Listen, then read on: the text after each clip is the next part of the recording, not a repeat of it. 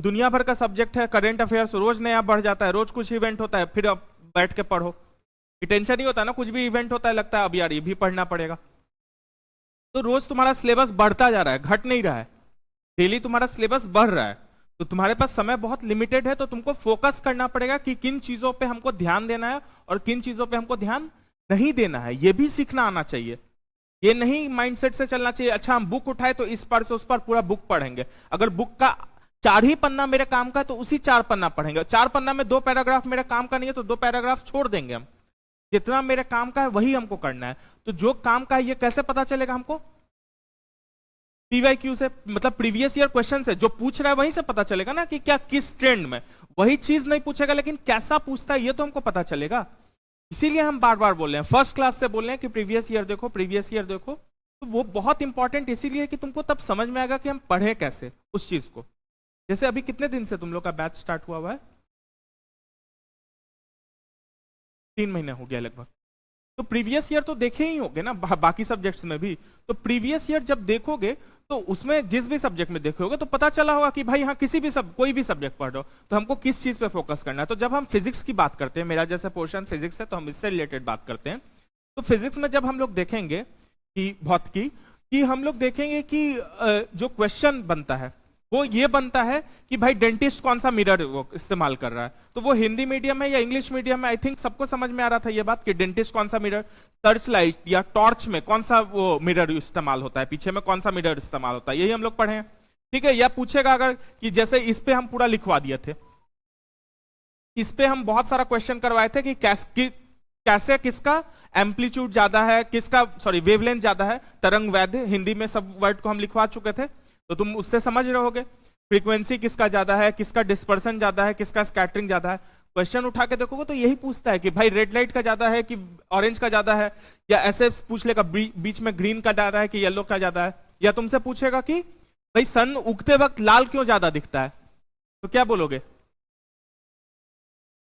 तो उगते और डूबता हुआ सूरज जो होता है ज्यादा लाल दिखता है स्कैटरिंग के कारण। ठीक है, अगर 2 मिनट पहले रोशनी आ जाता है उगने के या 2 मिनट बाद तो वो है रिफ्रैक्शन के कारण।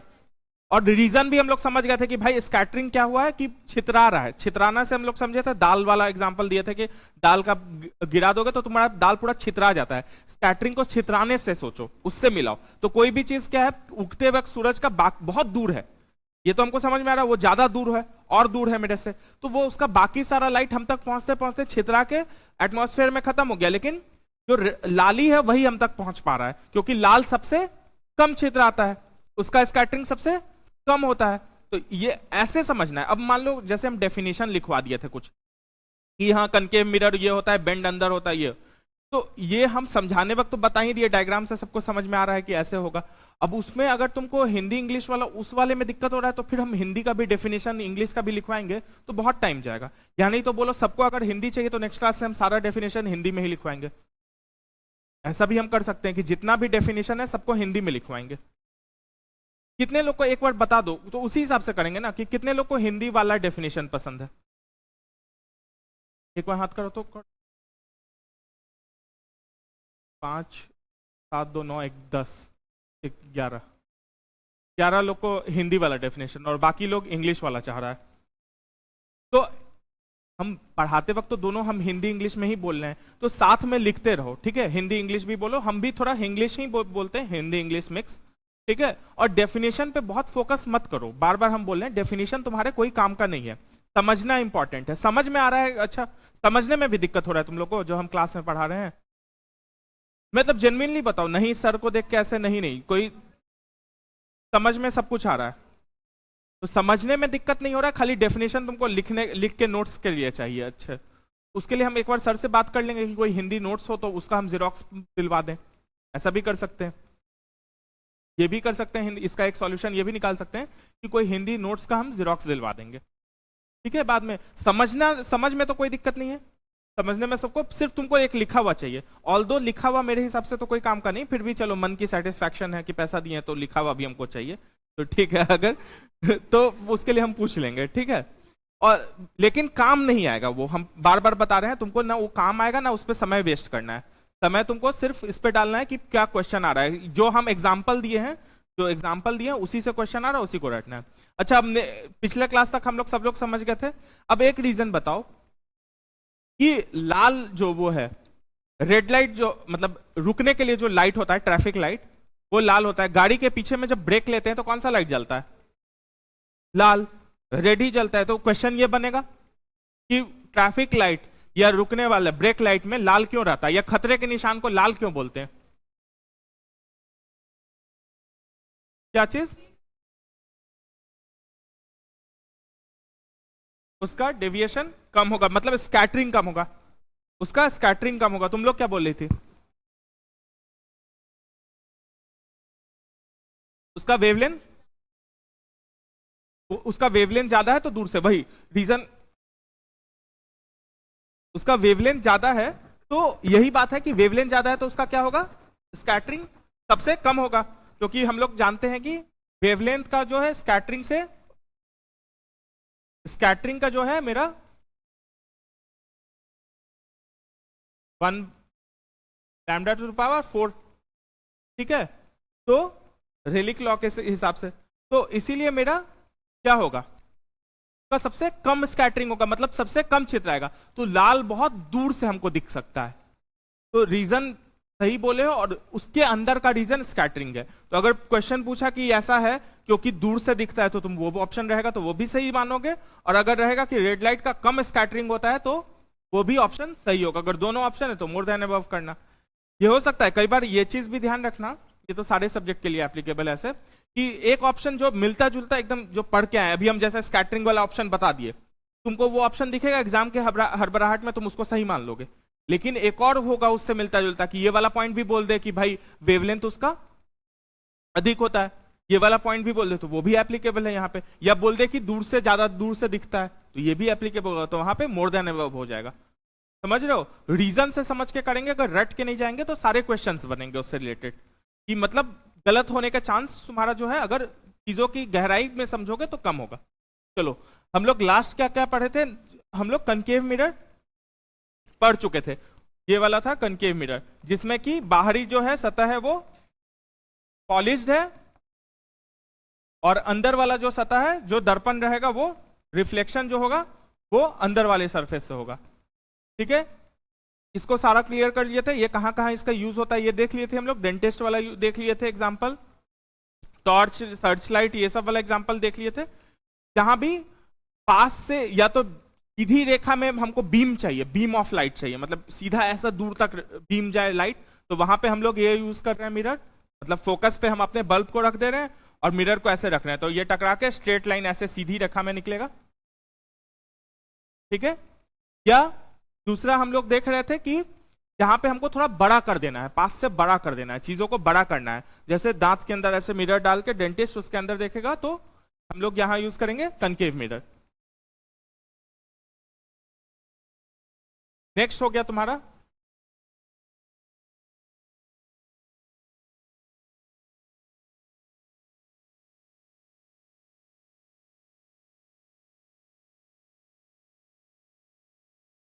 Convex mirror. ठीक है, ये डायग्राम बना लो। ये सबको समझ में आ रहा है? ठीक है, आई होप किसी को इससे मतलब डायग्राम में तो इसमें तो दिक्कत नहीं होना चाहिए।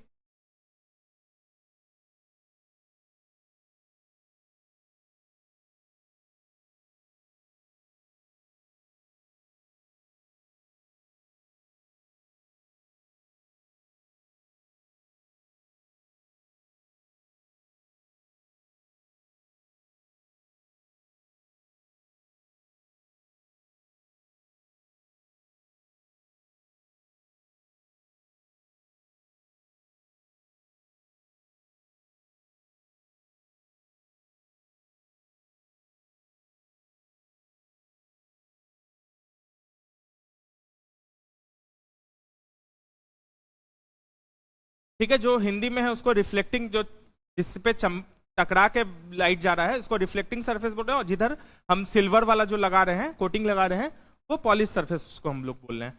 ठीक है, समझ में आ रहा है सबको? मतलब यहां पे लाइट आएगा,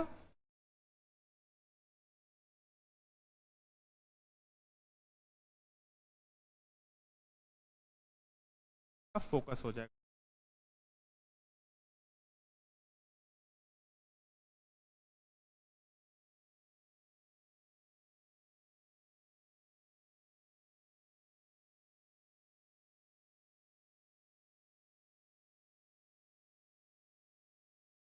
ठीक है, तो कन्वेक्स मिरर जो है ये हम लोग इसमें क्या हो जाएगा, फिर से इमेज जो है मेरा वर्चुअल हो जाएगा, इसका फोकस जो है वो पॉजिटिव हो जाएगा, फोकल लेंथ, और रेडियस ऑफ कर्वेचर जो है वो भी मेरा पॉजिटिव हो जाएगा। ये भी लिख लो पॉइंट इसमें। जैसे कनकेव मिरर में हम लोग क्या देखे थे कि उसका फोकल लेंथ क्या है, निगेटिव है, और तुम्हारा रेडियस ऑफ कर्वेचर मतलब जो घूमने पे जो रेडियस समझते हो, ये सर्कल है तो ये रेडियस हो जाता है, ठीक है ना। पूरा अगर हो जाए तो ये डायमीटर हो जाता है, और आधा हो जाए तो रेडियस।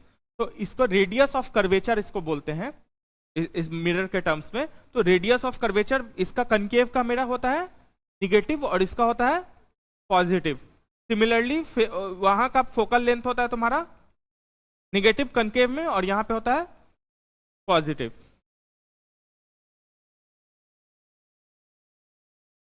ठीक है, कन्वेक्स मिरर में से एक और इंपॉर्टेंट बात क्या है, यूज कहां होता है, तो गाड़ी के साइड में, कार के साइड मिरर जो होता है वो क्या होता है, कन्वेक्स मिरर रहता है। और उसमें एक चीज लिखा रहता है नीचे में, कभी पढ़े हो उसमें, ऑब्जेक्ट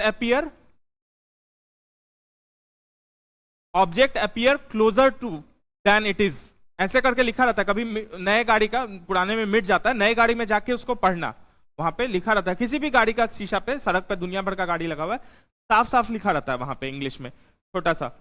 ठीक है, तो इसमें क्या होता है, कन्वेक्स मिरर के लिए हम लोग यूज करते हैं गाड़ी के साइड लैम्प के लिए, साइड मिरर के लिए, सॉरी साइड मिरर के लिए। लिख लो एग्जांपल में,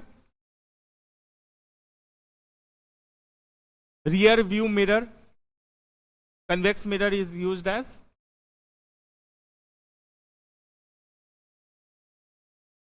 रियर मतलब होता है पीछे, व्यू मतलब देखना, rear view mirror in car.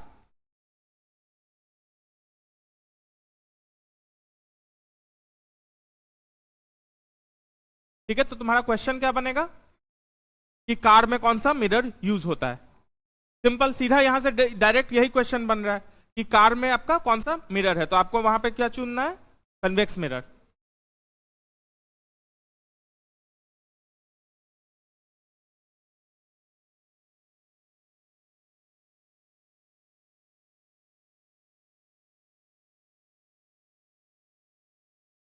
ठीक है, जितना हम लोग को ना उतना ही डीप जाना है, उतना ही चीजों को ध्यान देना, उसी तरीके से पढ़ना है जहां से मेरा क्वेश्चन आता है और जिससे क्वेश्चन बनता है।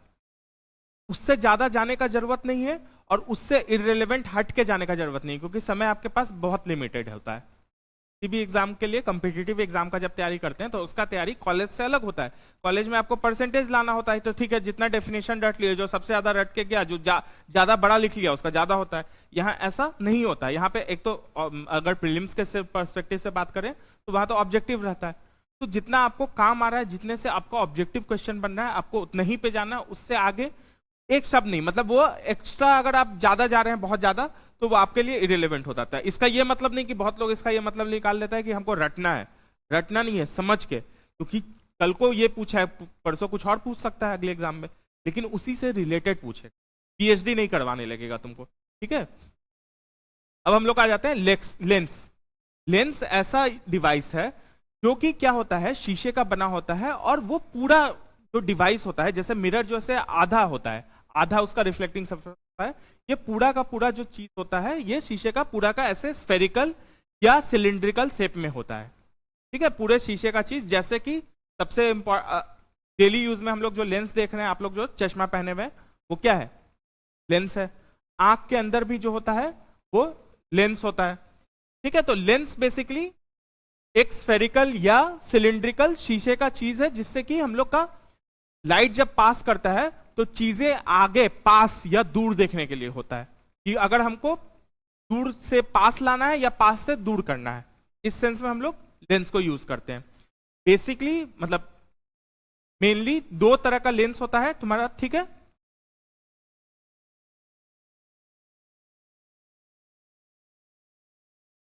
कन्वेक्स लेंस और कनकेव लेंस। ठीक है, कन्वेक्स हम लोग मिरर पढ़े थे, तो कन्वेक्स मिरर में कहां से रिफ्लेक्ट करे थे, इधर से या इधर से, कन्वेक्स वाले में बाहर से या अंदर से, बाहर को रिफ्लेक्ट कर रहे थे ना, रिफ्लेक्टिंग सरफेस बाहर था, तो इसी को जब पूरा कर देंगे और बाहर का ये रखेंगे पूरा, तो ये हो जाएगा मेरा कन्वेक्स मिरर। और कनकेव में क्या था, ऐसे था मिरर, अंदर से रिफ्लेक्ट कर रहे थे, तो इसी को जब हम ऐसे पूरा करेंगे तो ये हो जाएगा मेरा कनकेव मिरर, कनकेव लेंस, ठीक है, वो हो जाएगा मेरा कन्वेक्स लेंस।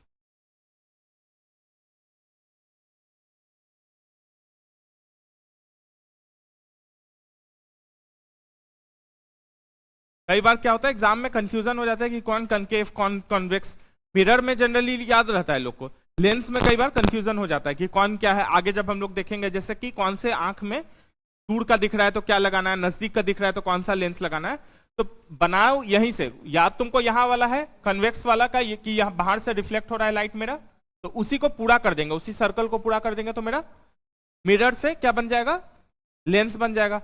और कनकेव में भी हमको याद है कि भाई अंदर से रिफ्लेक्ट हो रहा है मेरा, रिफ्लेक्ट हो रहा है मतलब लाइट टकरा के जहां से वापस आ रहा है उसको हम रिफ्लेक्ट बोल रहे हैं, तो कनकेव वाले का हमको याद है कि अंदर से हो रहा है, तो यही इसको अंदर वाले ही चीज को और एक्सटेंड कर देंगे तो ये बन जाएगा कनकेव लेंस, ठीक है। तो इसमें क्या है, बाहर कन्वेक्स लेंस में क्या है देख रहे हैं कि बीच में जो है ज्यादा है और आगे ऊपर और नीचे जो है वो कम है, मतलब बीच में थिक है और ऊपर और नीचे थिन है, ठीक है। और कनकेव में हम लोग उल्टा देख रहे हैं कि बीच में जो है वो क्या है, थिन है, और ऊपर में जो है थिक है, ठीक है। तो पहले कुछ डेफिनेशन लिख लो, लेंस का लिख लो।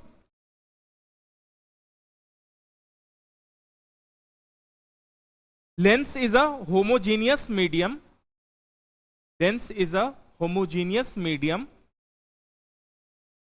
मतलब हिंदी में समानता मीडियम है, मीडियम मतलब जिसके थ्रू पास कर रहे हैं, surrounded by two curved surfaces, surrounded by two curved surfaces,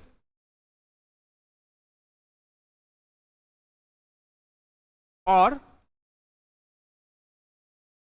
one curve surface, और वन कर्व सरफेस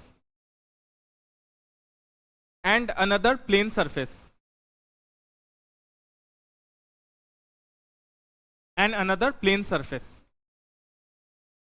मतलब क्या हुआ कि लेंस ऐसा चीज है जो कि दो कर्व्ड समझ रहे हैं हम लोग, सब लोग समझ रहे हैं, कर्व्ड सरफेसेस बना हुआ है, या एक कर्व्ड एक प्लेन। अगर एक कर्व्ड हो और एक प्लेन हो तो भी ये लेंस ही कहलाएगा।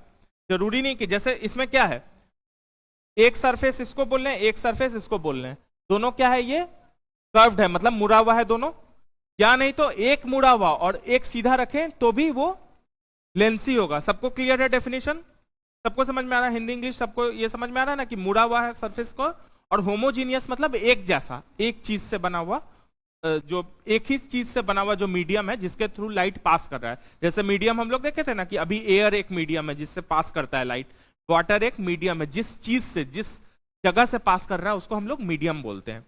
जैसे वैक्यूम है तो वैक्यूम एक मीडियम है जिसमें क्या है कि लाइट सिर्फ पास कर सकता है लेकिन साउंड नहीं पास कर सकता। वैक्यूम में अगर चिल्लाओगे कितना जोर से भी आवाज नहीं आएगा, क्योंकि जो वेव है वो प्रोपेगेट मतलब जो साउंड का जो तरंग है वो आगे बढ़ ही नहीं पाएगा।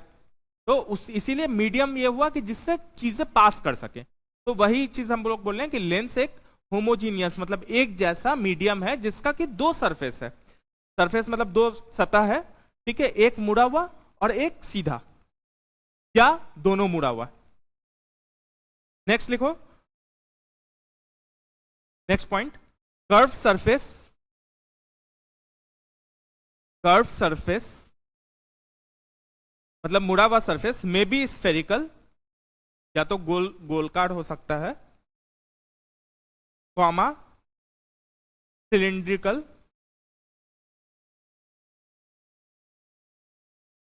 कॉमा सिलिंड्रिकल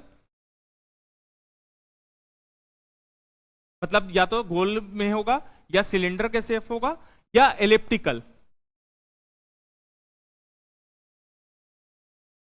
कॉमा और एलिप्टिकल, एलिप्टिकल। ठीक है, नेक्स्ट पॉइंट लिखो जो अभी हम लोग डिस्कस किए थे कि लेंस आर ऑफ कितने टाइप, कितने तरह का लेंस होता है, 2 टाइप्स। तो लिखो lens are of 2 types. Number 1 convex lens और नंबर 2 कनकेव लेंस। ठीक है, अब हेडिंग डालना कन्वेक्स लेंस।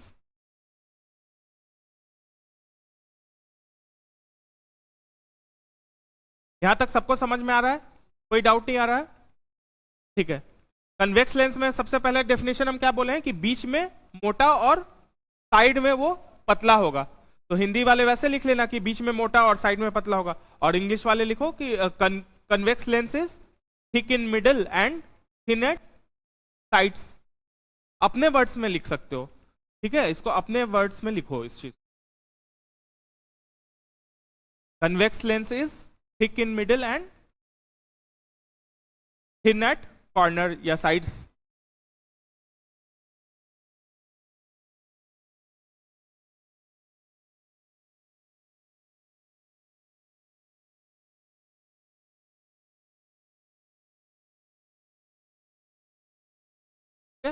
कन्वे लिख लिए यहां तक?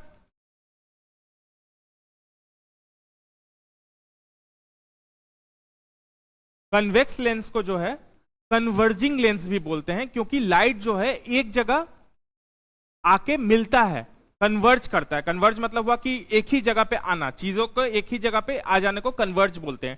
ठीक है, तो कन्वेक्स लेंस को हम लोग कन्वर्जिंग लेंस भी बोलते हैं। लिख लो ये, इट इज ऑल्सो कॉल्ड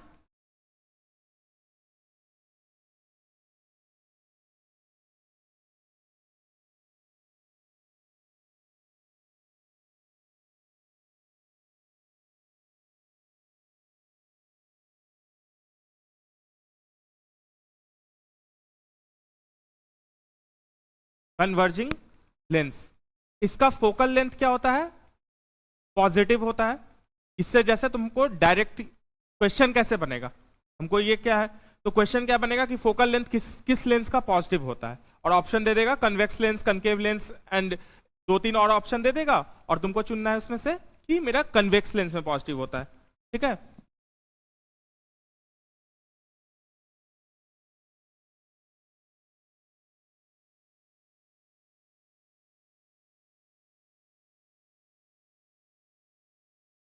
ये लेंस लगाने से क्या होता है कि ऑब्जेक्ट जो सामान अगर इस लेंस के थ्रू देखोगे तो ऐसा लगेगा, मान लो यहां पे कुर्सी है तो ये लगेगा और मेरे पास है।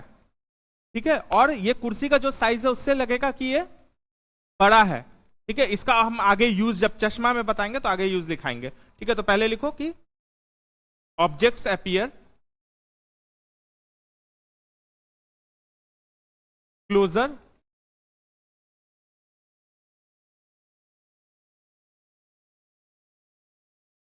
एंड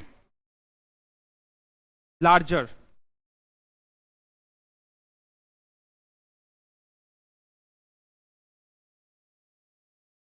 ठीक है, तो पास चीज जो है मेरे और पास दिखेगा और बड़ा दिखेगा।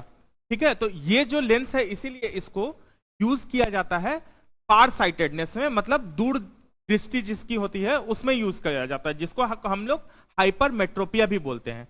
फार साइटेडनेस या हाइपरमेट्रोपिया, या हिंदी में आई थिंक दूर दृष्टि बोलते होंगे ना उसको। तो दूर दृष्टि में यूज किया जाता है। इसमें क्या होता है कि ना बहुत लोग कंफ्यूज हो जाता है। क्या होता है ना, फार साइटेडनेस मतलब क्या है, नाम से ऐसा लग रहा है कि हमको दूर का नहीं दिख रहा होगा, लेकिन इसमें उल्टा बात होता है कि फार साइटेडनेस, वर्ड पे जाओ, उल्टा बात नहीं, एक्चुअली वर्ड पे जब समझोगे, साइटेडनेस या दूर दृष्टि, दृष्टि मतलब क्या हुआ कि दिख रहा है, समझ रहे हो ये बात। तो दूर का जिसको दिखता है, मतलब नजदीक का नहीं दिखता है, उसको कन्वेक्स लेंस यूज करते हैं। मतलब ज्यादा सीधा होता है अगर बनाने वाले बनाते कि जिनको नजदीक का नहीं दिख रहा है वो लिखना चाहिए, लेकिन इसमें ऐसा बोलने का तरीका ये होता है कि दूर का हमको दिख रहा है, तो उससे आप मतलब निकालिए कि हमको नजदीक का नहीं दिख रहा है, तो हम कन्वेक्स लेंस निकालेंगे। समझ रहे हैं ये बात को? तो फार साइटेडनेस में ये यूज होता है। ठीक, लिखो इसमें हिंदी वाले उसी हिसाब से लिख लेना, ठीक है। इट इज यूज्ड इन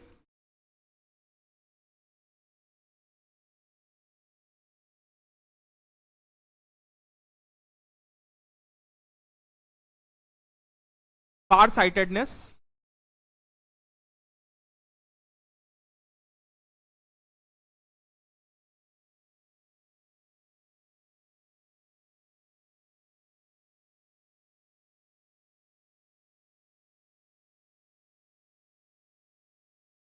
या hyper मेट्रोपिया।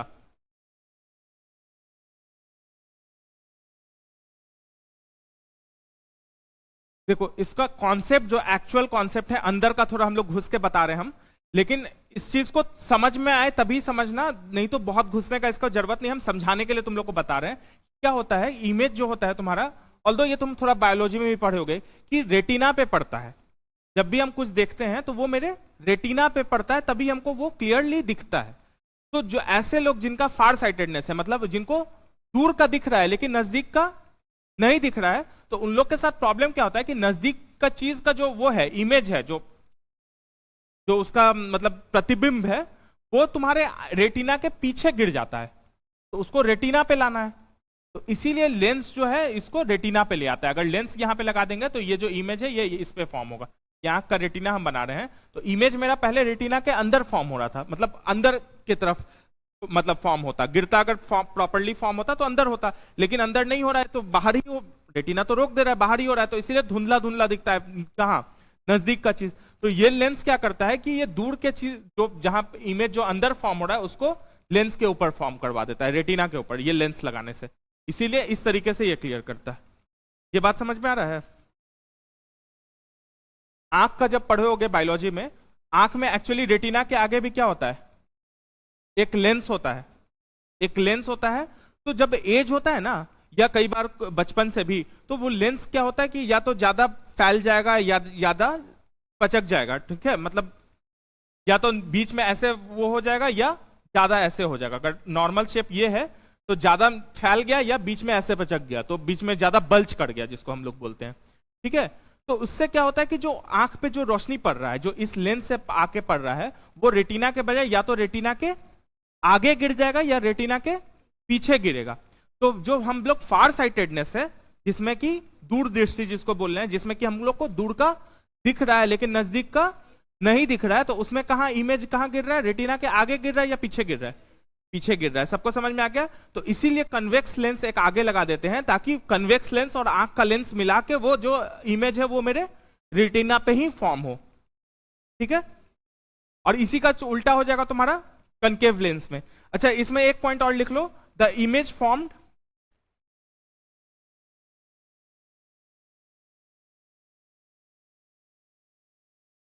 the image formed is real and inverted, real and inverted. Inverted Hindi वाले उल्टा लिख लेना, और रियल मतलब असली, ठीक है। एक रियल देखे थे और एक हम लोग दूसरा क्या देखते हैं, रियल इमेज होता है या वर्चुअल इमेज होता है। तो यहां पे क्या है, रियल इमेज है, और इन्वर्टेड मतलब कि अगर ऐसे है तो ऐसे उल्टा, ठीक है, जैसे हम लोग कल देख रहे थे ना, रियल एंड इन्वर्टेड। ये लिख लिए फार साइटेडनेस। वहां पे ब्रैकेट में अपने हिसाब से लिख लेना कि मतलब कल को कंफ्यूजन नहीं हो। कई बार क्या होता है ना कि फार साइटेडनेस खुद भी पढ़ने वक्त लगता है कि वो हमको दूर का दिख रहा है, नहीं दिख रहा है, क्या है। तो फार साइटेडनेस के आगे ब्रैकेट में लिख लेना, it means we can see, या इसका मतलब है कि हम लोग देख सकते हैं दूर का ऑब्जेक्ट लेकिन पास का नहीं देख सकते हैं। It means we can see objects at far but nearby objects are not visible. Farsightedness का मीनिंग हम लिखवा दे रहे हैं कि कल को कंफ्यूजन नहीं हो, 4 दिन बाद पढ़ो तो।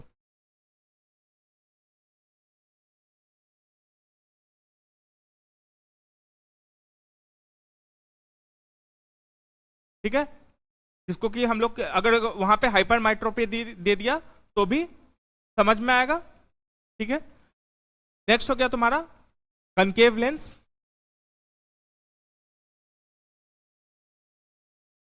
कनकेव लेंस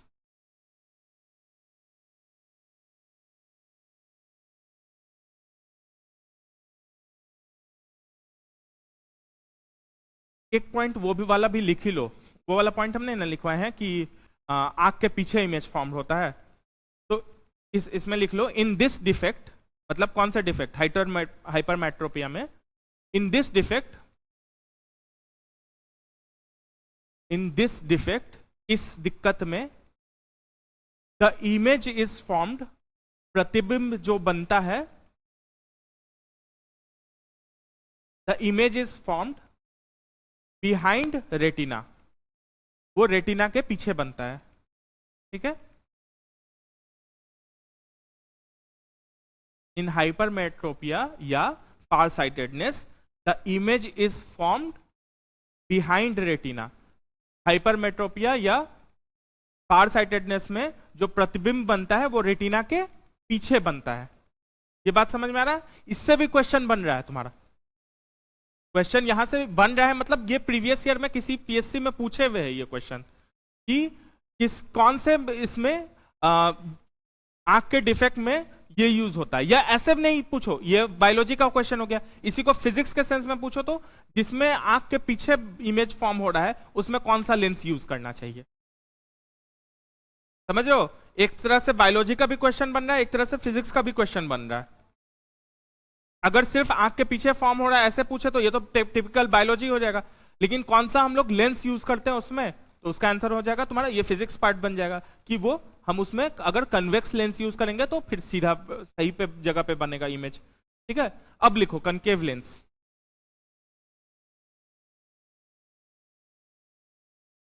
कनकेव लेंस का क्या है कि कहां पे थिन है कहां पे थिक है, कहां पे मोटा है और कहां पे पतला है, thin at centre and thick eight corners, तो ऐसे ही लिख लो, या जो हिंदी में लिख रहे हैं कि बीच में पतला एंड कॉर्नर में मोटा,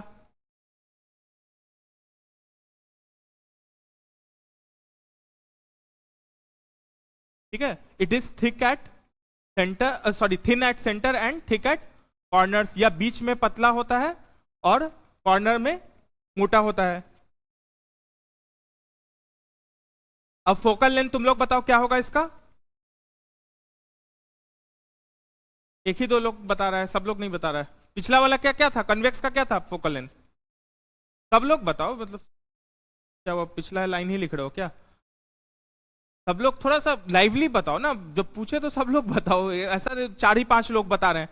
तो पिछले वाले का फोकल लेंथ क्या था, पॉजिटिव था, तो इसका क्या हो जाएगा फोकल लेंथ, नेगेटिव, तो लिखो इसमें the focal length here is negative.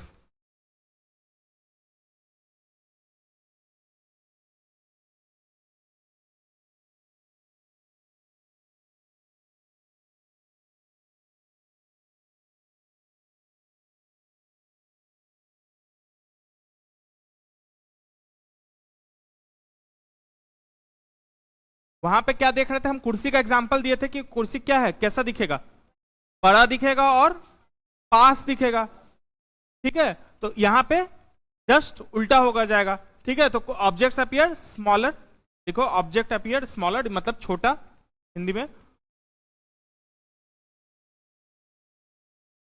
And farther मतलब दूर।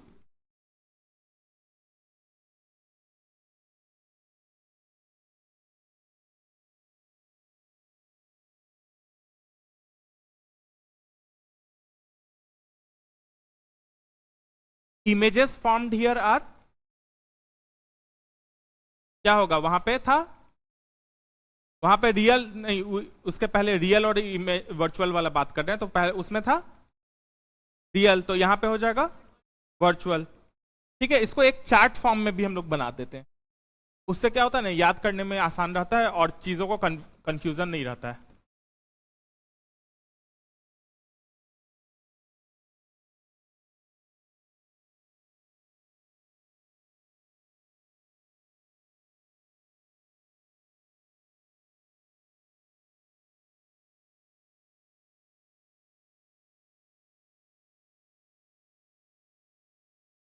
तुम लोग बताओ यहाँ पे क्या लिखे हैं, कन्वेक्स लेंस, ये लेंस है सब में, ठीक है।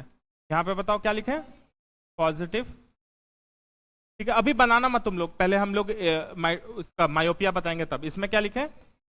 निगेटिव। ठीक है, अपीयर कहाँ, पास दिखेगा या दूर दिखेगा इसमें? तो क्लोजर, इसमें फर्दर। ठीक है, इसमें साइज क्या दिखेगा? बड़ा, कन्वेक्स में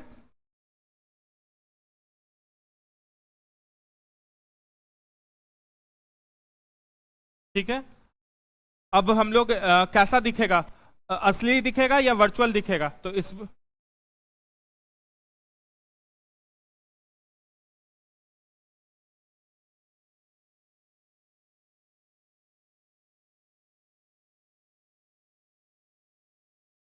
ठीक है, अब ये क्योर क्या कहता है? आई मतलब आई, कौन सा आई डिफेक्ट को क्योर करता है ये? फार,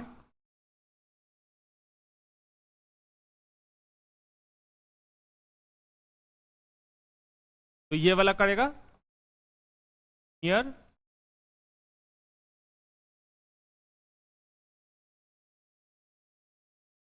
इसको हाइपरमेट्रोपिया बोलते हैं, इसको मायोपिया बोलते हैं। तो जब हम लोग कनकेव ये लेंस यूज करेंगे तो क्या क्योर करेगा हम लोग का?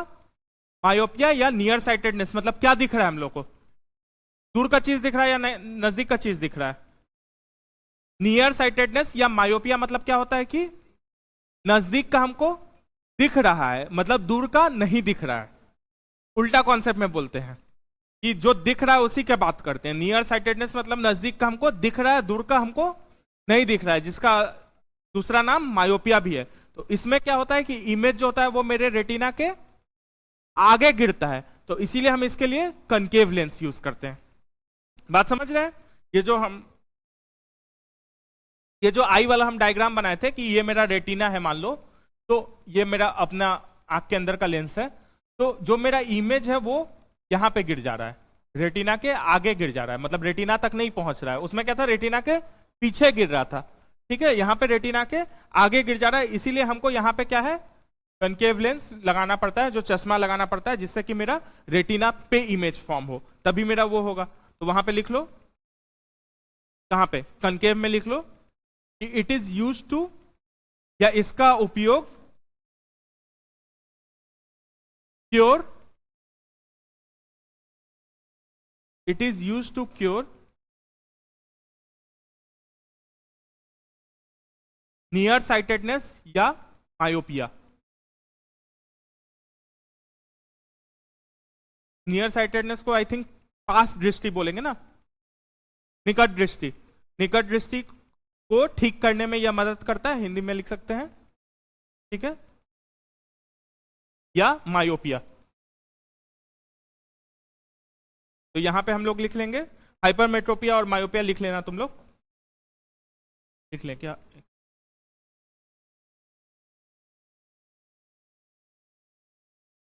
यहां पे लिख लेना, ये वाला आप डायग्राम बना लो।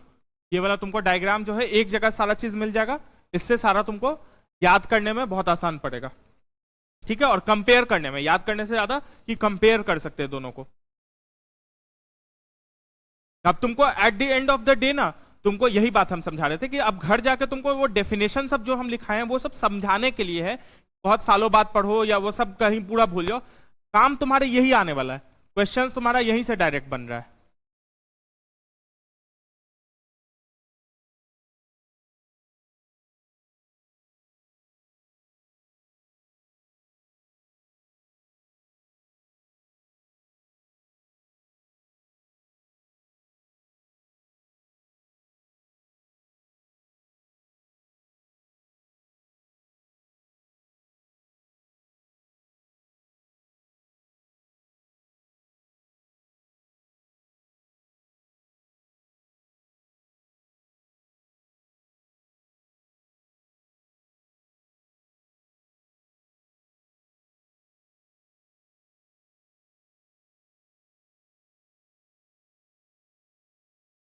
ठीक है, लिख लिए सबको ये वाला। इसके अलावा एक एक पॉइंट और जोड़ना है नीचे में हम लोग को कि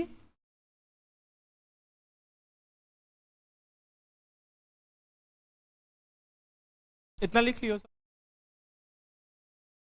हो गया ना? नेक्स्ट पेज पे एक एक पॉइंट और यहां पे आएगा।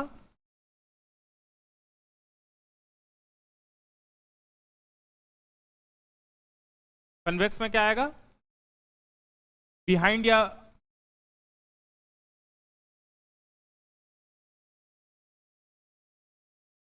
यहां पे हो जाएगा बिहाइंड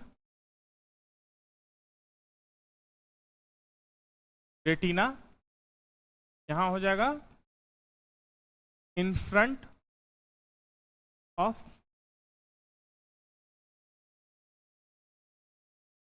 वहीं पे जहां पे तुम लोग चार्ट बना रहे थे ना, मेरी जगह खत्म हो गया, वहीं पे बना लेना।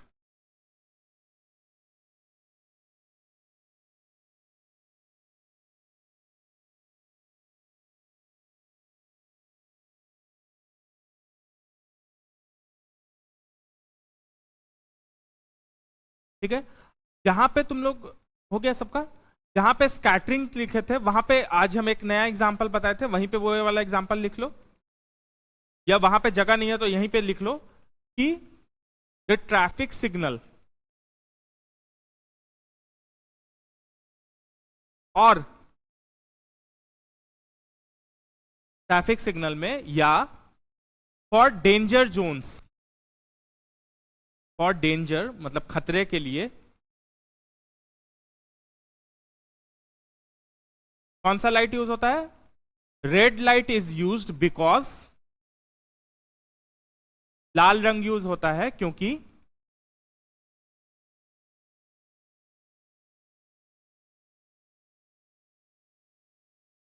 इट इज स्कैटर्ड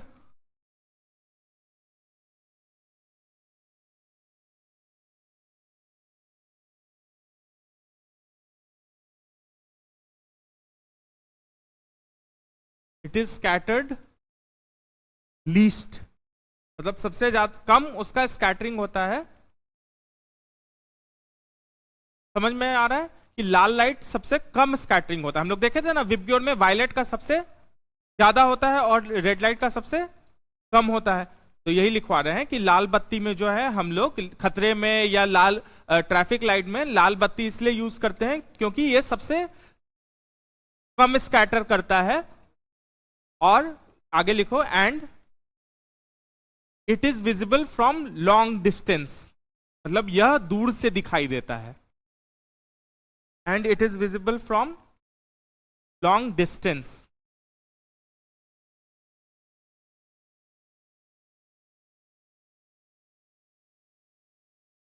मतलब कि यह दूर से दिखाई देता है। ठीक है, नेक्स्ट पॉइंट लिखो या नेक्स्ट क्वेश्चन टाइप फॉर्म में लिख सकते हो कि रेनबो में क्या फेनोमेना होता है? What phenomena is seen in rainbow?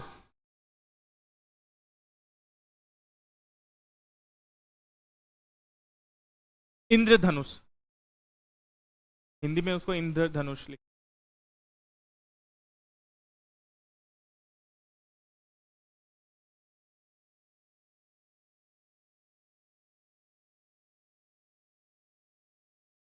Answer एक बार बताओ, क्या क्या क्या लग रहा है तुम लोग को, क्या क्या हो सकता है?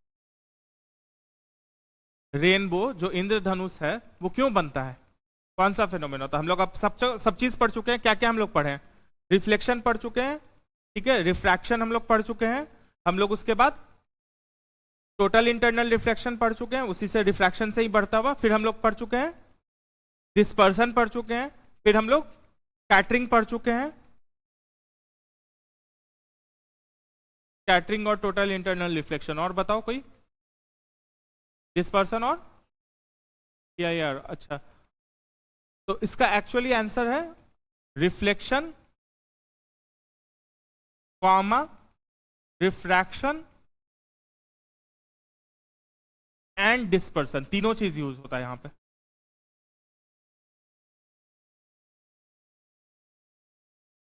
ये देख के हमको भी लगा था, जब पहली बार हम देखे थे तो लगा था कि ये तीनों कैसे यूज हो रहा है, क्यों यूज हो रहा है। ठीक है, डिस्पर्सन तो पता चल रहा है, प्रिज्म में क्या है 7 रन में बांट दिया, लेकिन रिफ्लेक्शन और रिफ्रैक्शन भी उसमें होता है। ये प्रीवियस ईयर क्वेश्चन में है और यही आंसर था इसका। रिफ्लेक्शन, रिफ्रैक्शन और डिस्पर्सन तीनों यूज होता है इसमें। ये सब ऐसा चीज है ना कि ये सब मतलब पता ही होना चाहिए, डायरेक्ट यहां से आता ही आता है, और कोई ना कोई पीएससी ये सब उठाता रहता है, क्योंकि हम सारा पीएससी क्या चाहता है ना कि हमारे आसपास के कुछ हो, घटित हो रहा हो, उससे बने, तो क्वेश्चन देख के लगेगा, स्टूडेंट भी बोलेगा वाह क्या बनाया है क्वेश्चन, हमारे तो जीवन से उठा के बना दिया। तो अब जीवन से उठा के कितना ही बना देगा, लिमिटेड ही है ना क्वेश्चन, जीवन के आसपास की घटनाओं को उठा के बनाएगा। तो करंट में भाई हर चीज हर रोज नया हो रहा है, लेकिन फिजिक्स में रोज रोज कुछ नया तो हो नहीं रहा है, तुम रोज जो देख रहे हो वही चीज है भाई। तो उसी में से क्या होता है, इसी को घुमा घुमा के इसी टाइप का क्वेश्चन इसीलिए पूछता रहता है वो लोग, ठीक है।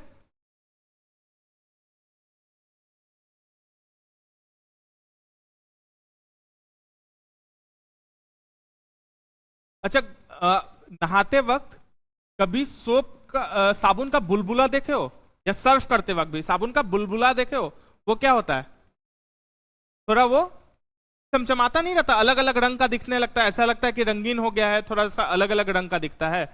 तो वो क्यों दिखता है?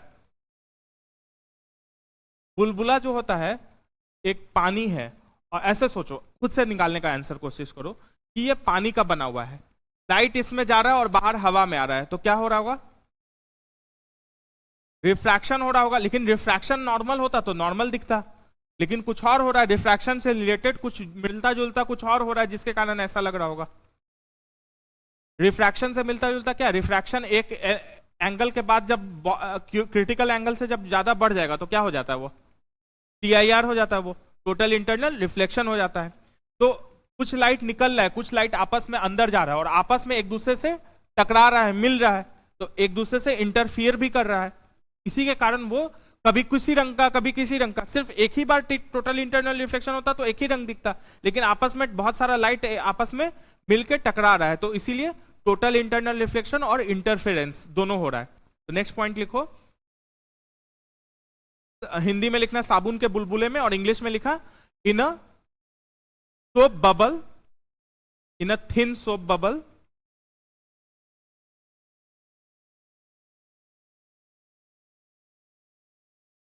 ग्लिटरिंग कलर्स आर सीन, मतलब चमचमाता हुआ रंग दिखता है हिंदी में, glittering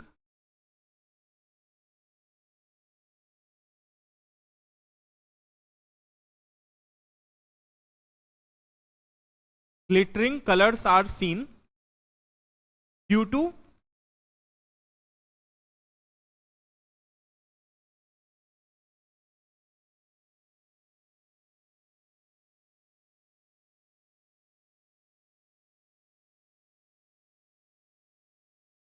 total internal reflection and interference।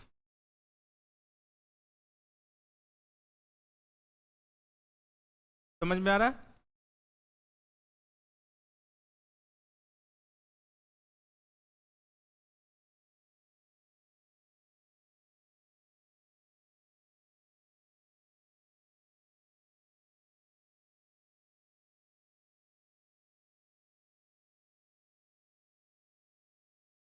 ठीक है, नेक्स्ट एग्जांपल, सीडी देखे हो, सीडी या डीवीडी, सब बहुत बच्चे तो नहीं हो कि सीडी नहीं देखे होगे, कि मतलब सीधा पेन ड्राइव जमाना में ही आए हो, सब लोग सीडी तो देखे होगे ना, बचपन में सीडी से खेले होगे ना, ऐसे नहीं कुछ तो घर का टूटा फूटा कहीं बगल का गिरा हुआ सीडी से ऐसे ऐसे ऐसे, ऐसे चमचमाने में अच्छा लगता था। उसमें याद है रेनबो टाइप का बनता था, कुछ अलग अलग कलर टाइप का रिंग, उसके रिंग में अलग अलग कलर टाइप का बनता था, तो वो क्यों बनता था? उसमें बबल में तो भाई टोटल इंटरनल रिफ्लेक्शन था कि हाँ वाटर का बना हुआ है तो वाटर से उधर जा रहा है, वहां पे तो कहीं अंदर मटेरियल तो छोटा सा रहता है, तो कहाँ अंदर जा रहा है उसमें?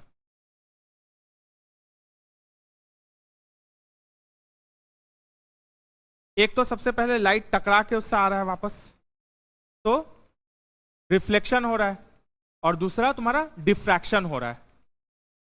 ठीक है, इसमें लिखो सीडी या कॉम्पैक्ट डिस्क जिसको बोलते हैं। नेक्स्ट पॉइंट लिखना सीडी, ब्रैकेट में लिख लेना compact disc, disc used in audio and video system.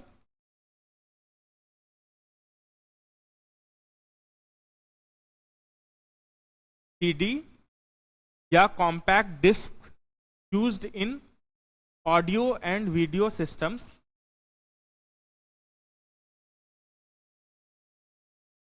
Is seen in sunlight,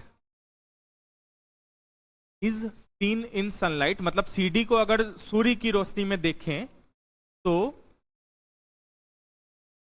rainbow जैसा दिखता है, is seen in sunlight English में comma rainbow like colour is seen, rainbow like colour is seen. सबको समझ में आ रहा है ये क्वेश्चन ना, कि सीडी को जब हम सनलाइट में देखते हैं, सूरज की प्रकाश में देखते हैं, तो उसमें इंद्रधनुष जैसा लगता है।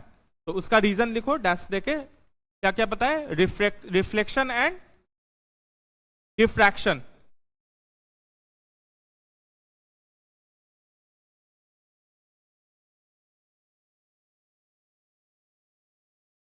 ठीक है, नेक्स्ट क्वेश्चन लिखो। इस क्वेश्चन को तुम लोग अब बताओगे हमको, ठीक है, सब एग्जांपल से हम बता रहे हैं, तुम लोग इसको बताओगे, ये जितना चीज पढ़ा चुके हैं उसी से रिलेटेड है। क्वेश्चन लिखो, कुछ स्टेटमेंट लिखो, क्वेश्चन मार्क करके ऐसे बनाना question. Consider the following statement, ठीक है, कंसीडर द फॉलोइंग स्टेटमेंट। हम लोग का अब लाइट कंप्लीट, ऑप्टिक्स कंप्लीट हो चुका है, ठीक है, तो ऑप्टिक्स इसीलिए हम क्वेश्चन से वो समाप्त कर रहे हैं कि कुछ क्वेश्चन इंपॉर्टेंट जो है वो आया हुआ है वो हम पूछ। Number 1, light of longer wavelength, light of longer wavelength is scattered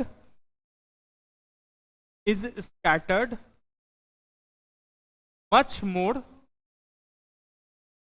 than the light of shorter wavelength। Short form में लिखा करो, बहुत टाइम मत लगाया करो, लैम्डा, जहां वेवलेंथ बोल रहे हैं वहां लैम्डा डाल दिया करो ना, ठीक है। Light of longer wavelength is scattered much more than the light of shorter wavelength। Second statement लिखो, the speed of visible light, the speed of visible light is 0.95 times, the speed of visible light is 0.95 times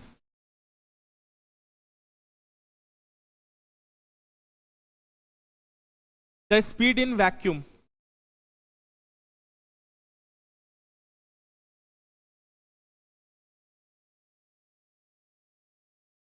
ठीक है, next line लिखो, radio waves, इसी में इस question में next point, next line, पहला line था, दूसरा लाइन था, अब तीसरा, radio waves are produced by, radio waves are produced by rapidly oscillating rapidly oscillating electrical currents, मतलब रेडियो का जो वेव होता है वो रैपिडली ऑक्सीलेट करता है अगर इलेक्ट्रिकल करंट, तो उससे बनता है। और चौथा पॉइंट लिखो, to detect the over speeding vehicle, to detect the over speeding vehicle, police use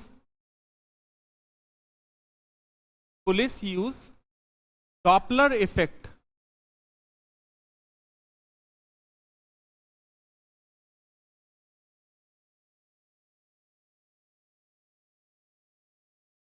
police use Doppler effect of reflected short waves।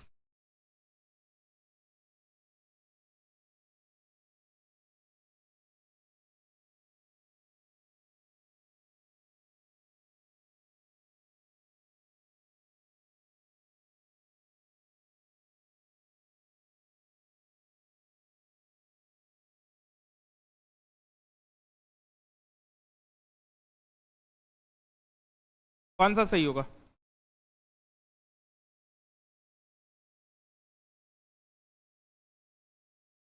पहला वाला क्या बोल रहा है, एक एक करके लेके चलते हैं। सबसे पहला लाइन क्या बोल रहा है?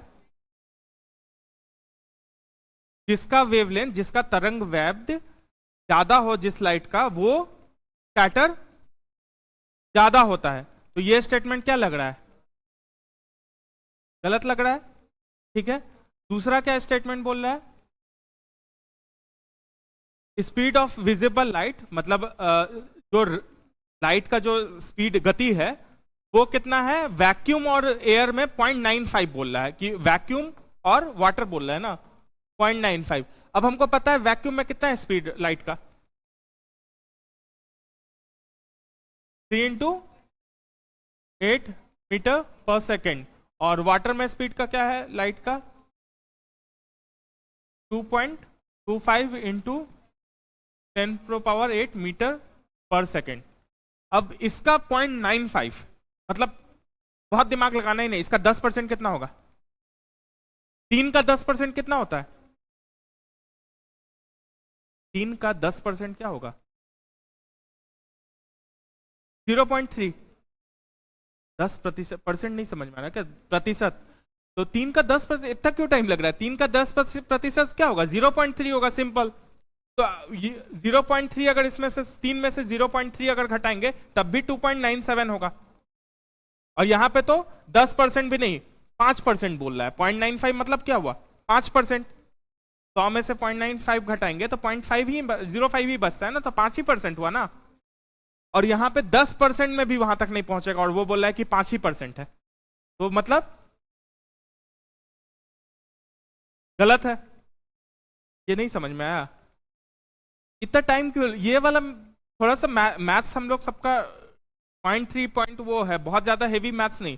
किसी का 10%, 5%, ये तो समझ में आ रहा है ना हमको। तो 0.95 गुना है, मतलब कि 95% पे आना चाहिए। और हम ऑलरेडी देख रहे हैं कि 10% अगर इसमें से कम करेंगे तब भी 2.25 से बड़ा ही रहेगा।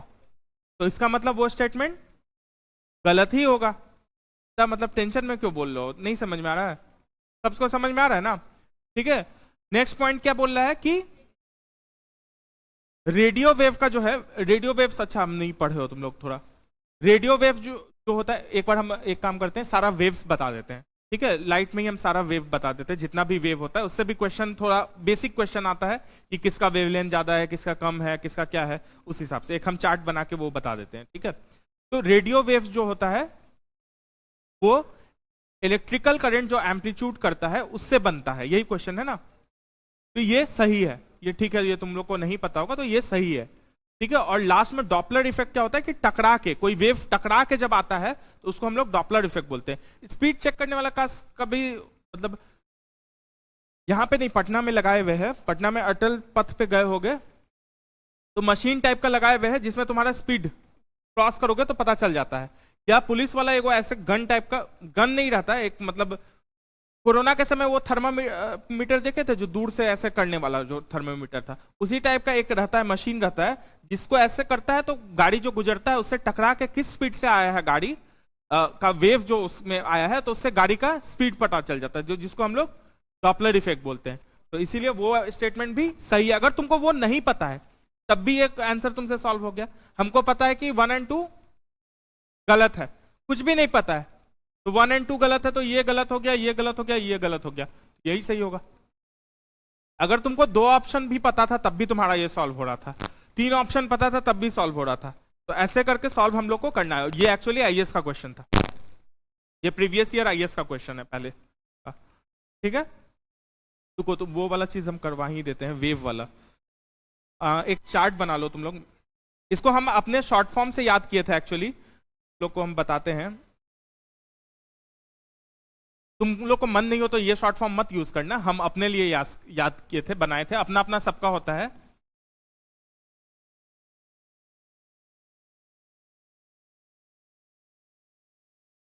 तो याद करने का तरीका हम ऐसे बनाए थे, GXU विम आर। विम तो विम बार सबके घर में यूज होता ही है, ठीक है। तो हम शॉर्ट फॉर्म बनाए थे सारे वेव के लिए, GXU विम बार। जी से हो गया तुम्हारा सॉरी, गामा रे। एक्स से हमको पता है क्या है, एक्स रे। यू से क्या है, अल्ट्रा वायलेट।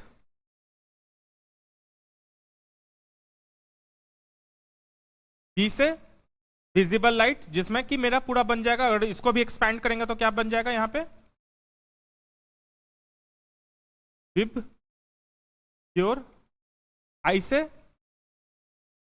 इंफ्रारेड, जिसकी वजह से सूरज जो है गर्मी रहता है सूरज में, हम लोग लिखे थे इंफ्रारेड की वजह से सूरज जो है गर्म कर पाता है चीजों को।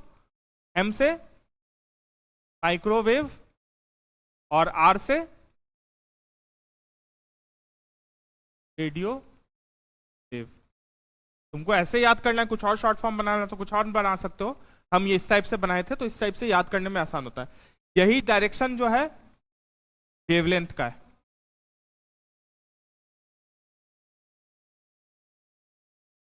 इसी में हम लोग विबग्योर में ऐसे दिखाए थे वेवलेंथ का डायरेक्शन। जो पिछला डायग्राम बनाए थे हम लोग, उसमें याद है विबग्योर में हम लोग ऐसे डायरेक्शन बनाए थे कि सबसे कम किसका वेवलेंथ है, वायलेट का, और सबसे ज्यादा रेड का, याद है। इसी एरो को हम बड़ा किए थे, इसीलिए हम बोले थे कि विजिबल लाइट को विबग्योर ही में ही याद रखना, क्योंकि विबग्योर के हिसाब से ही जो ये एरो चल रहा है, ये ही बड़ा एरो भी इसी के हिसाब से चलता है।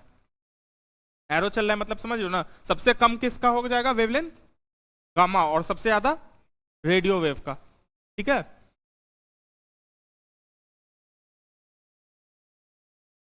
ये वाला बना लो। सबका वेवलेंथ लिखना चाहते हो तो लिखते जाना साथ में, गामा का लिख लेना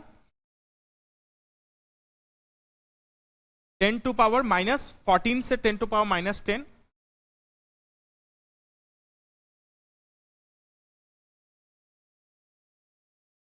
ठीक है, एक रफ आइडिया रहना चाहिए। रफ आइडिया रखने से क्या होता है ना कि विजिबल को तो हमको पता ही है 10⁻⁻, कितना रेंज में, 7 रेंज में हमको रफ आइडिया है, तो बाकी सबका रहता है ना, तो उस टाइप से मिलता जुलता कई बार एक दो बार वेवलेंथ से रिलेटेड भी क्वेश्चन पूछ चुका है दूसरे डे के। ठीक है, इसीलिए एक रफ आइडिया रखना।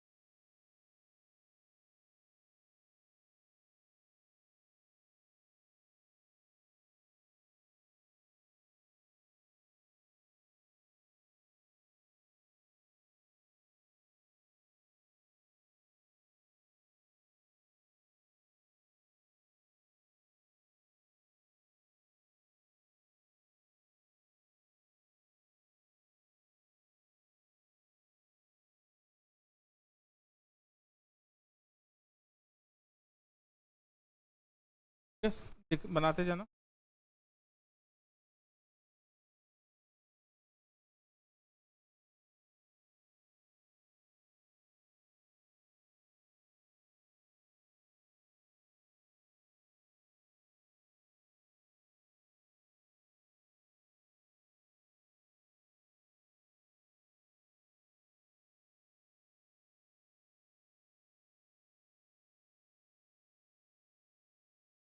इंटू,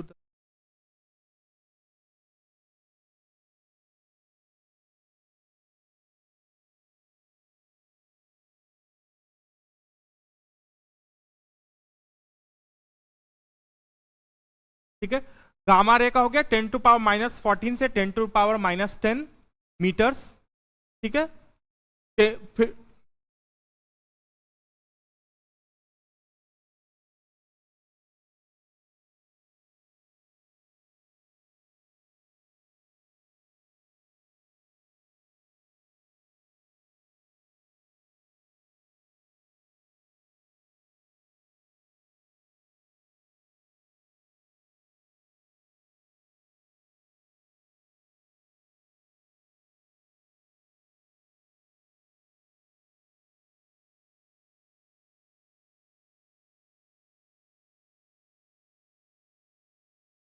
ये वाले में यहाँ से खुल जाएगा ना।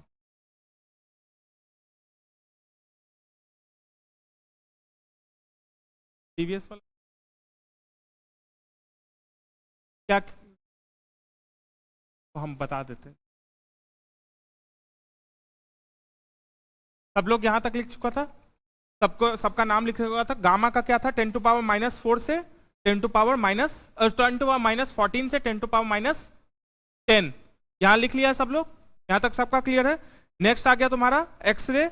एक्सरे हो गया 10⁻10 से 3 × 10⁻8। ठीक है। नेक्स्ट आ गया तुम्हारा अल्ट्रावायलेट रे। यहां तक कोई डाउट है? 10⁻10 से 3 × 10⁻8। अल्ट्रावायलेट में लिखो 10⁻8 से 4 × 10⁻7। अल्ट्रावायलेट का हो गया 10⁻8 से 4 × 10⁻7। नेक्स्ट हो गया तुम्हारा विजिबल लाइट। विजिबल का हमको पता है 4 × 10⁻7 से लेके 7.8 × 10⁻7। 4 × 10⁻7 से 7.8 × 10⁻7। इंफ्रारेड का हो जाएगा 7.8 × 10⁻7 से 10⁻3। कोई डाउट आ रहा है तो पूछ, लिखने में दिक्कत हो रहा है। विजिबल तक लिख लिए सब लोग? विजिबल का क्या लिखे हो तुम लोग? 4 × 10⁻7 से 7.8 × 10⁻7। फिर हम लोग का इंफ्रारेड कहां से शुरू होगा? 7.8 × 10⁻7 से शुरू होगा और वो जाएगा कहां तक? 10⁻3 तक। फिर तुम्हारा नेक्स्ट का ये माइक्रोवेव कहां से शुरू होगा? 10⁻3 से शुरू होगा और वो जाएगा 1 तक। और लास्ट में लॉन्ग वेव या रेडियो वेव जिसको बोलते हैं 1 से 10⁴। माइक्रोवेव का दूसरा नाम शॉर्ट वेव रेडियो भी है। इसको जहां माइक्रोवेव लिखो वहां पे शॉर्ट वेव रेडियो भी कई बार बोलता है इसको, और सिर्फ रेडियो वेव का लॉन्ग वेव रेडियो भी बोलता है इसको कई बार। तो कंफ्यूज नहीं होना है हम लोग को। हो सकता है माइक्रोवेव के बजाय शॉर्ट वेव रेडियो बोल दे।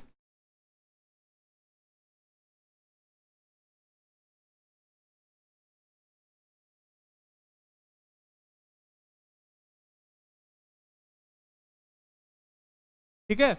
अब जहां पे अगर नहीं लिखे हो, जहां पे जगह नहीं है, तो शॉर्ट में ही जी लिखना, उसके आगे यूसेज लिखते जाओ। ये पॉइंट हम लिखवा दे रहे हैं, ऑप्टिक्स से हट के हम ये टॉपिक थोड़ा सा करवा दे रहे हैं क्योंकि इससे क्वेश्चंस आते हैं। ठीक है। तो जहां पे जी है, गामा के आगे यूसेज में लिखो। ज्यादातर कहां पे यूज होता है गामा रे? न्यूक्लियर रिएक्शन में यूज होता है। एप्लीकेशंस में लिखना न्यूक्लियर रिएक्शन में यूज होता है, कॉमा रेडियोथेरेपी में यूज होता है। रेडियोथेरेपी कब दिया जाता है? कैंसर ट्रीटमेंट में। सही। कीमोथेरेपी और रेडियोथेरेपी हम लोग सुने ना, तो रेडियोथेरेपी जो है वो एक्चुअली गामा रे होता है। ठीक है। तो रेडियोथेरेपी में यूज होता है इसका। एक्सरे का यूज कहां होता है? मेडिकल फील्ड में होता है, एक्सरे करवाते हैं जो हम लोग। ठीक है। उसके अलावा तुम्हारा मेडिसिन लिख लो, वहां का उसका यूज लिखो, medical field, comma crystal structure में उसका यूज होता है। क्रिस्टल स्ट्रक्चर, क्रिस्टल स्ट्रक्चर्स में एक्सरे का यूज होता है।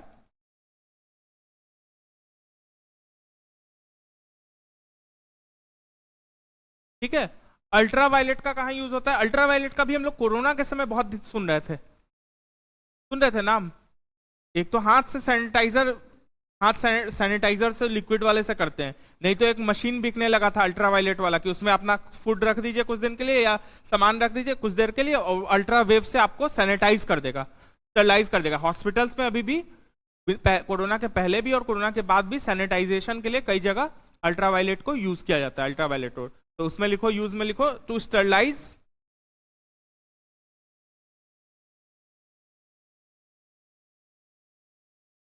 टू स्टरलाइज सर्जिकल इक्विपमेंट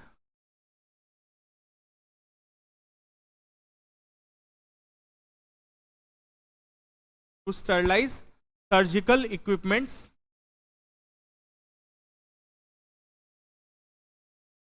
ठीक है, comma produce vitamin D in human body,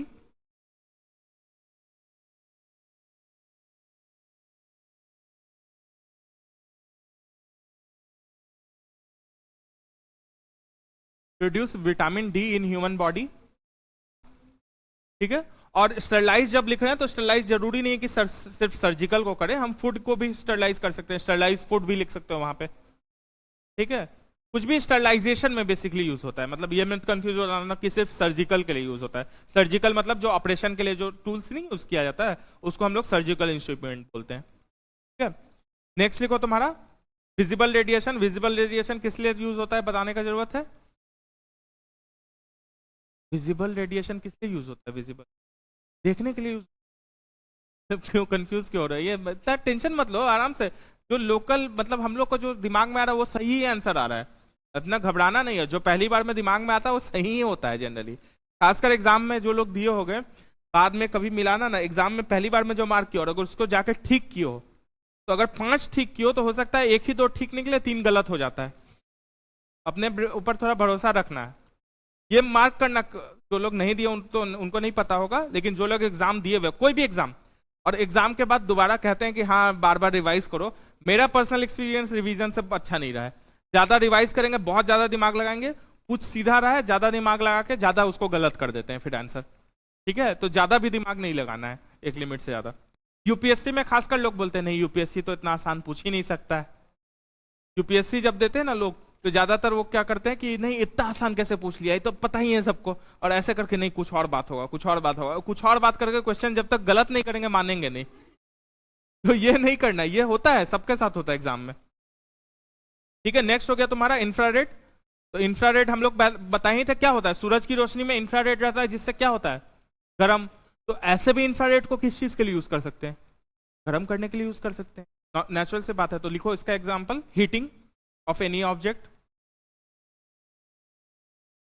heating of any object.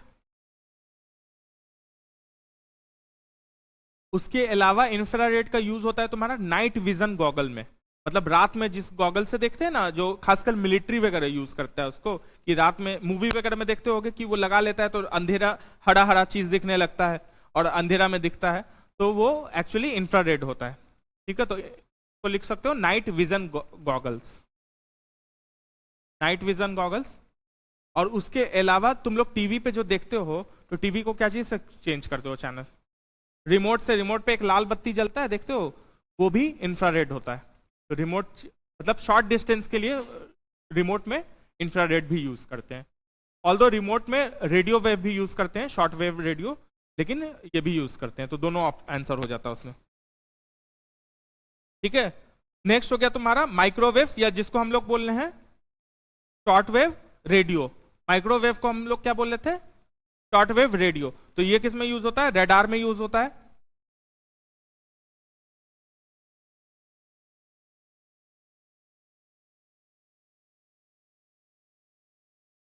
और एक नाम ही है माइक्रोवेव ओवन में यूज होता है, तो नाम ही माइक्रोवेव रख दिया तो उसमें तो कोई कंफ्यूजन ही नहीं हो सकता। ओवन जो होता है ना अपना जिसमें खाना गर्म करते हैं, पैटीज वाला ज्यादा रखता है, ठीक है। तो घर पे भी लोग रखते हैं ऐसे, ज्यादातर पैटीज वाले के पास जरूर दिखता है गर्म करने के लिए, ठीक है।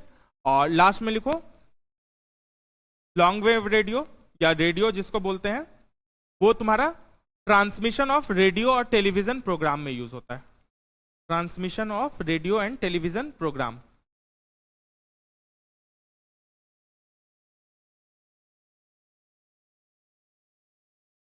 तो टीवी पे जो प्रोग्राम आता है ना या रेडियो पे जो सुनते हैं हम लोग, वो लॉन्ग वेव रेडियो या रेडियो वेव से ही होता है।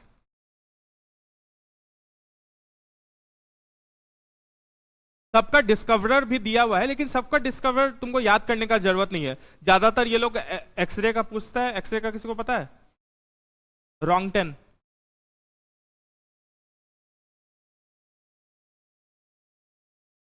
यहाँ पे दरभंगा में एक बहुत फेमस एक्सरे है, वहां पे अल्पट्टी चौक पे, सुने हो? रंजन एक्सरे। कोई नहीं, नहीं सुने, उससे मिलता जुलता, हम अपने याद करने के लिए उसको यूज किए थे। रोंगटन एक्सरे, इसका रोंगटन नाम है जो डिस्कवर था इसका। बहुत फेमस है वो, अल्पट्टी चौक पे रंजन एक्सरे करके है वो, ठीक अल्पट्टी चौक पे ही है। हम अपना लिए याद करने के लिए, हमको बहुत आसानी से एक्सरे का याद हो गया था कि अच्छा रंजन एक्सरे वाला ही डिस्कवर किया था, ऐसे हम याद कर लेते हैं कि अच्छा वही जाके किया था बहुत पहले, उसका नाम रोंगटन हुआ करता था। ठीक है, इसका एक इम्पॉर्टेंट है तुम्हारा, और I think long wave radio का कर लो। इसका डिस्कवरर है तुम्हारा मैक्रोनी। मैक्रोनी जो हम लोग बनाते हैं माइक्रोवेव में बना के खाते हैं ना, तो माइक्रोवेव में बनता है लेकिन रेडियो वेव डिस्कवर किया है वो। ठीक है, ये सब टाइप का शॉर्ट फॉर्म याद करने के लिए बहुत चीजें याद करनी होती है। ये सब टाइप का ऐसी चीजें मतलब अपने से रिलेटेड याद करोगे ना तो ज्यादा आसान पड़ता है। कोई और हम जो बता रहे हैं एग्जांपल वो याद नहीं हुआ है, हो सकता है ये जो हम शॉर्ट फॉर्म बनाए ये हम बनाए थे, हमको आसान पड़ा, तो तुम कुछ और बना सकते हो इससे शॉर्ट फॉर्म। हमको ये विम बार से याद ही हो गया था, बाकी आगे हम GXU जोड़ दिए तो विम बार से हो गया कि GXU विम आर, ऐसे करके हम बनाए हैं ये। तुम अपना अपने हिसाब से बना सकते हो, लेकिन इसी सीक्वेंस में बनाना। इस सीक्वेंस में बनाने का क्यों है? क्योंकि जो मेरा वो है वेवलेंथ है वो इधर से इधर जा रहा है, और यही चीज इसी को फॉलो कर रहा है, यही V जो है यही बड़ा हो जा रहा है वेव की ओर में। तो इस पूरे का वेवलेंथ ऐसे जा रहा है तो पूरे का फ्रीक्वेंसी भी ऐसे उल्टा जाएगा।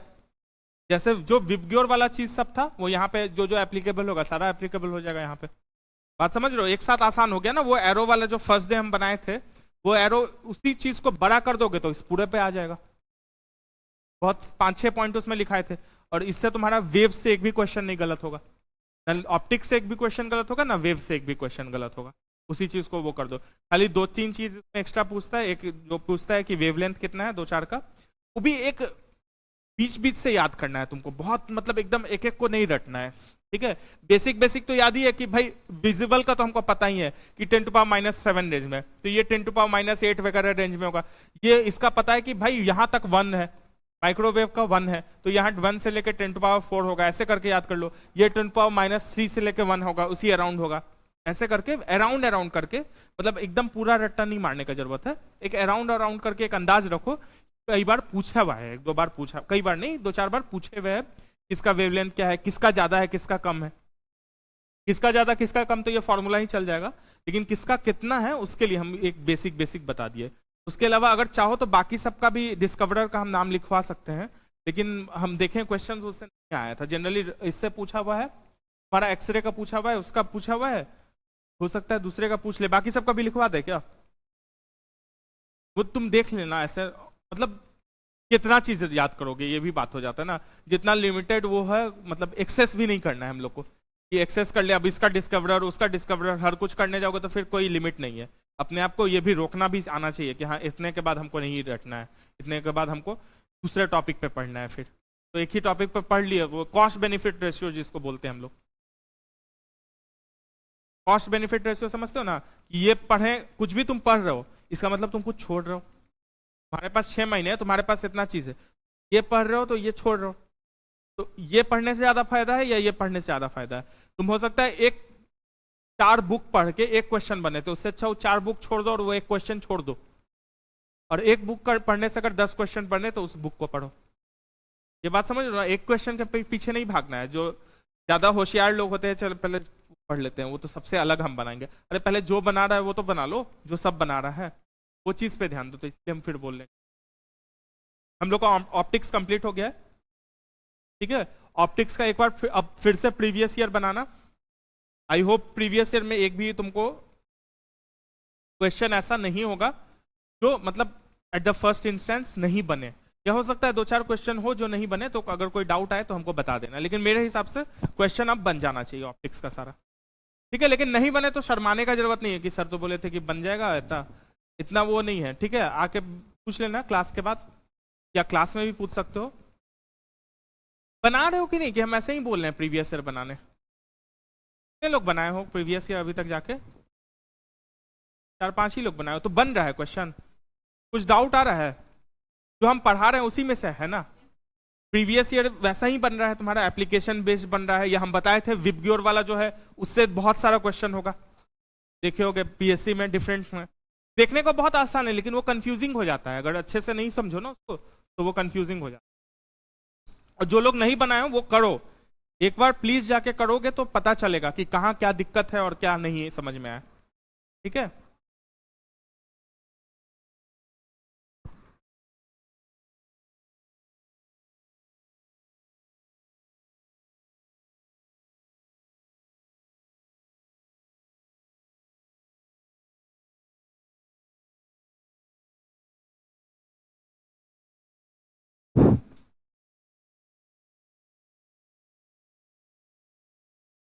आपकी भी पास होगी, माथा मत पास करके क्या है ना, शनिवार और समझ गए ब्रेक है, ऑनलाइन ऑफलाइन दोनों। ऑनलाइन वाले को आवाज जा रही है?